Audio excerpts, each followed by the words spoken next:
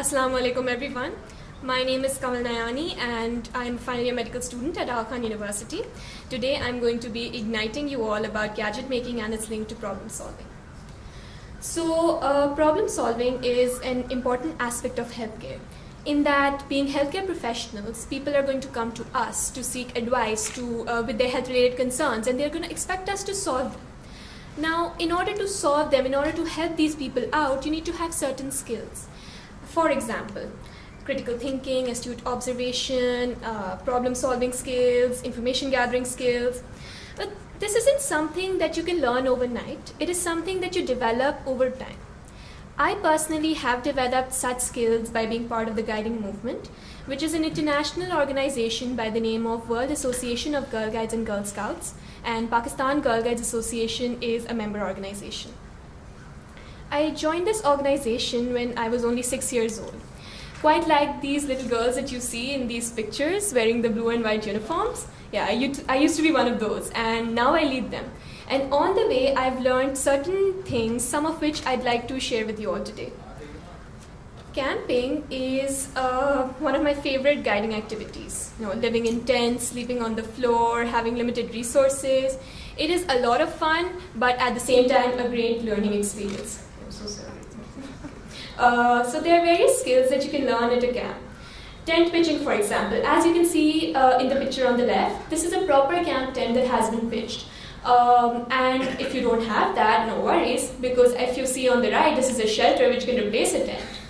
And of course, you don't have the luxury of a kitchen at a tent, right? At a camp, right? So all you need is bricks, kindling, firewood, and you're all set to cook your meals outdoors using this outdoor stuff. But my favorite camping skill is gadget making. Gadgets are made using bamboos and ropes, and they're structures that basically serve as furniture on a camp. As you can see in these sketches, there's a picnic table, there's a towel rack, and a notice board. And there's much more that you can do with these bamboos and ropes.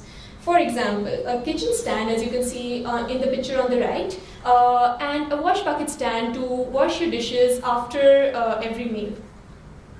Now, every camp has a first aid tent, and first aid tents contain stretchers to be used in emergencies.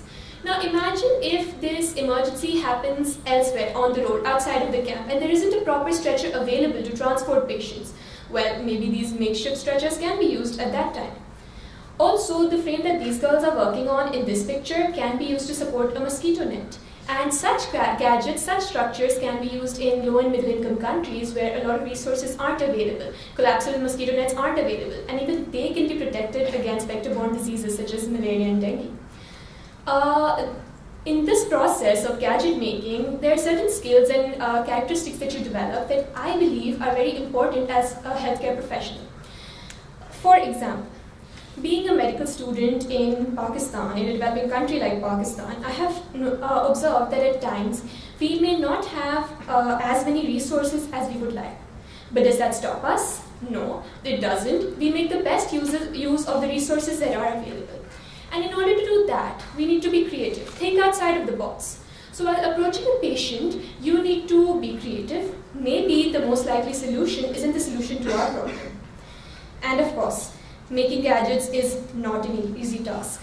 It is physically tiring, it requires patience, many times you get cuts and friction burns, but same is the case with patient care.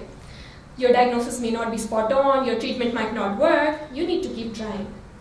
And remember, one person cannot make a gadget because you need someone to hold the bamboos together while you tie them up. And so, same is the case with healthcare because patient care cannot be achieved with just one person. There is an entire system involved. And it all comes down to problem solving. Now, during my rotations in clinics and wards, I have often seen consultants, residents, interns, nurses, students, all come together, work as a team, use the resources that are available, and come up with creative solutions for their patients' concerns. So it is important for us as healthcare professionals to realize the importance of team building and to develop our team building skills. So I propose that activities such as gadget making or other team building exercises should regularly be carried out because it is all about working in a team and being the best doctors that we can be. Thank you.